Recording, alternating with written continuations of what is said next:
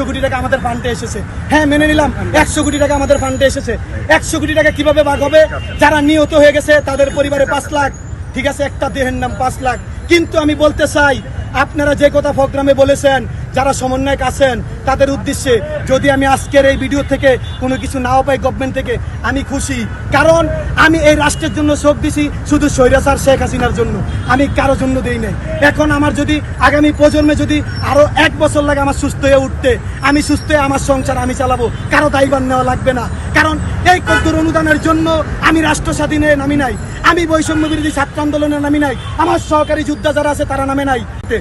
বৈষম্য বিরোধী ছাত্র আন্দোলনের এই সমর্থন জানিয়ে যারা রাজপথে নেমেছে, আহত হয়ে, তারা গুলিবিদ্ধ হয়ে, তারা বিভিন্ন হাসপাতালে পড়েছিলেন। এই স্বৈরাচার হাসিনা স্বৈরাচার, আপনারা জানেন একটা বান্ডিলে 52টা কাঠ থাকে, যদি একটা কাঠ ছিঁড়ে যায় তাহলে 51টা কাঠ আরও রয়ে যায়।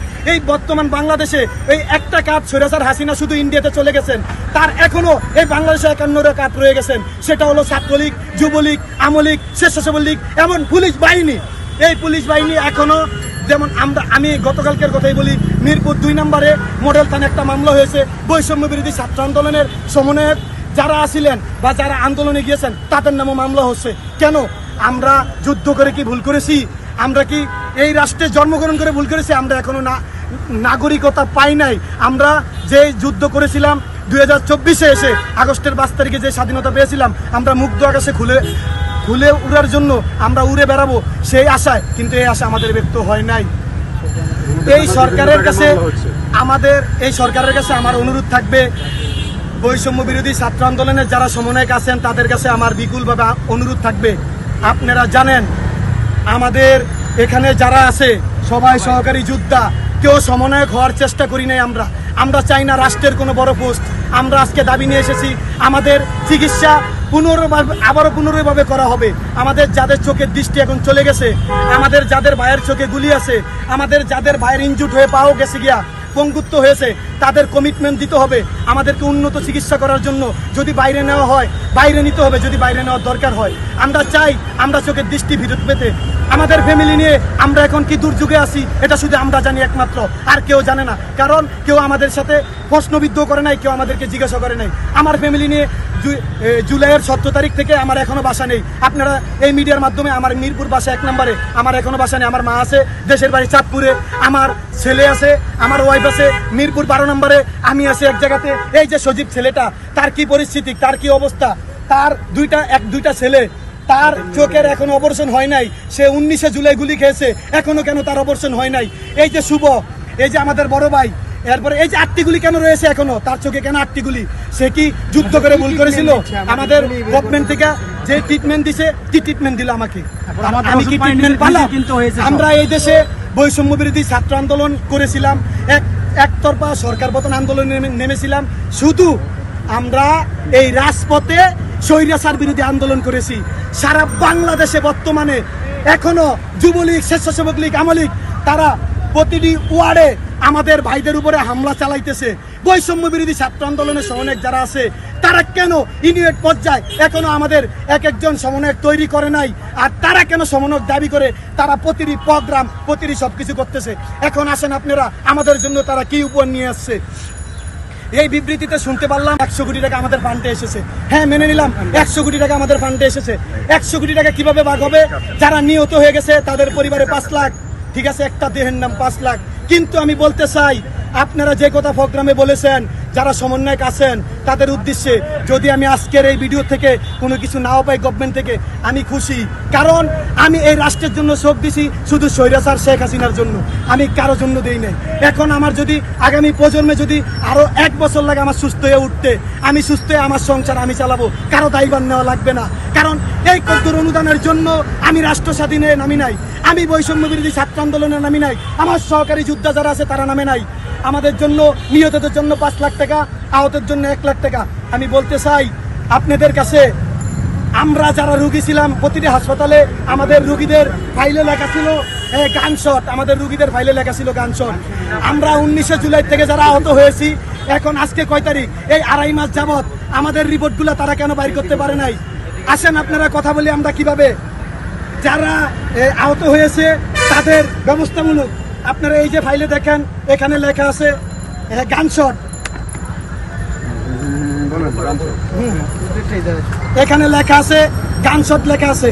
তাহলে আপনারা যারা ফাঁসি দিয়ে মরে গেছে, যারা বিষ খেয়ে মরছে, যারা গাড়িতে আহত হয়ে মরছে, তাদের ফাইলগুলো এক করে আমাদের এই বাংলাদেশে কি 1 কোটি মানুষ আহত হয়েছে? এই বাংলাদেশে কি 1 কোটি মানুষ মরে গিয়েছে?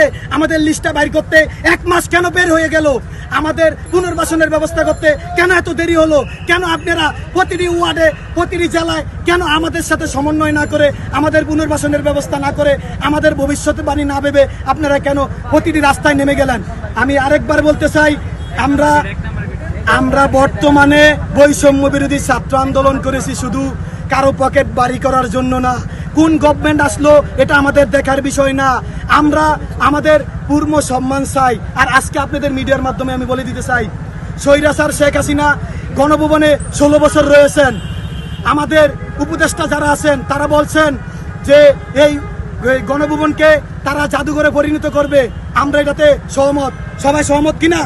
সবাই একমত। কিন্তু এখানে আমাদের দাবি আছে, তারা বলেছিলেন শুধু এটাই যে যারা আহত হয়েছে তাদের ছবি এবং তাদের বিস্তারিত যা আছে সবকিছু রাখবে। কিন্তু আমি যারা নিহত হয়েছে তাদের ছবিগুলো রাখবে। কিন্তু আমি এটা বলতে চাই, আমরা যারা আহত হয়েছি আমাদের সকলের ওখানে আমাদের স্মৃতি হিসাবে আমাদের ছবি এবং আমাদের সব ডিটেলস রাখতে হবে। কারণ আগামী প্রজন্ম জানতে হবে যে আমরা কিভাবে এই দেশ স্বাধীন করেছি। না হলে আমি আমার ফ্যামিলির কাছে ছোট হয়ে যাচ্ছি। কিভাবে আমার ফ্যামিলি আজ বলতেছে যে তুমি ফ্যামিলির বড় ছেলে হয়ে তোমার পরিবারকে তুমি সাগরে বেশিয়ে দিয়েছো, তোমার পরিবার আর সাগরে বাঁচতেছে। তুমি যুদ্ধে করে যে যুদ্ধে তুমি অংশগ্রহণ করেছিলে সেই যুদ্ধের থেকে আজ তুমি কি পেয়েছো? এইখানে যারা আছে তারা কি অবস্থাতে আছে শুধু এটা একমাত্র আমরা যারা ফ্যামিলি আছি তারা জানি।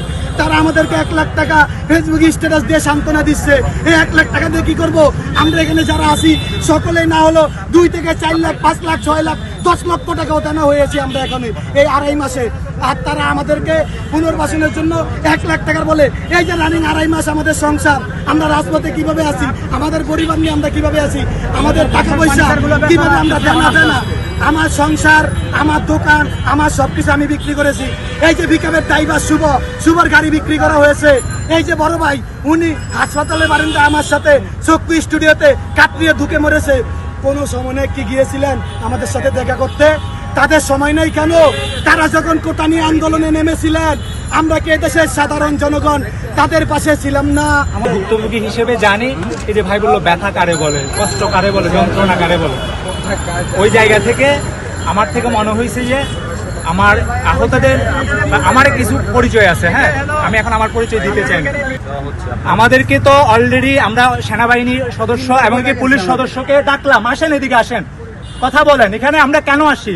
আমরা ওনাদেরকে বললাম আমাদেরকে এখান থেকে যাওয়ার জন্য। আমরা এখন আমাদের একটা কর্মসূচি আছে, এখানে বেসিক্যালি ওভাবে কর্মসূচি ছিল না। আমরা এখানে জমায়েত হব। আমাদের নেক্সট হচ্ছে মিট দ্য ডক্টর ইউনুস। এটা কতক্ষণ পরে আমরা রওনা দিব যমুনা ভবনের উদ্দেশ্যে। Meet the doctor Yunus. আমরা আহতের প্রতিনিধি হয়ে, আমি অলরেডি আপনারা দেখছেন কিনা জানি না, লক্ষাধিক ছাত্র জনতার প্রতিনিধি হয়ে এদেরকে সহ আমি এখন যমুনায় যাব। আমরা এখন যমুনায় যাব। ওরা যদি এখানে আমাদেরকে গুলি করে মারে, আরে ভাই গুলি কি, গুলি তো খেয়ে আসছি রে ভাই। গুলি এই যে মানুষগুলোর অসহায় অবস্থা, ওর পায়ের বিনিময়ে আপনি ওই চেয়ার অন করছেন, এই ছেলেগুলোর চোখের বিনিময়ে ওই চেয়ারে বসছেন আপনি। হ্যাঁ, এই ছেলেগুলোর চোখের বিনিময়ে, রক্তের বিনিময়ে, হাজার মানুষের রক্তের বিনিময়ে আপনি ওই চেয়ার অন করছেন। আপনারা কেউ গুলি খান নাই, গুলির দুঃখ বুঝবেন না। গুলি আমি আর ও খাইছি, যন্ত্রণাটা আমরা ফিল করি। লক্ষ মানুষ যন্ত্রণায় ভুগতেছে। আমার এখানে কেন আসতে হয়েছে? আমাকে এখানে কেন কথা বলতে হবে? হ্যাঁ, আমরা এখন, আপনারা আমাদের সাথে থাকবেন। আমাদের নেক্সট প্রোগ্রাম হচ্ছে মিট দ্য ডক্টর ইউনুস।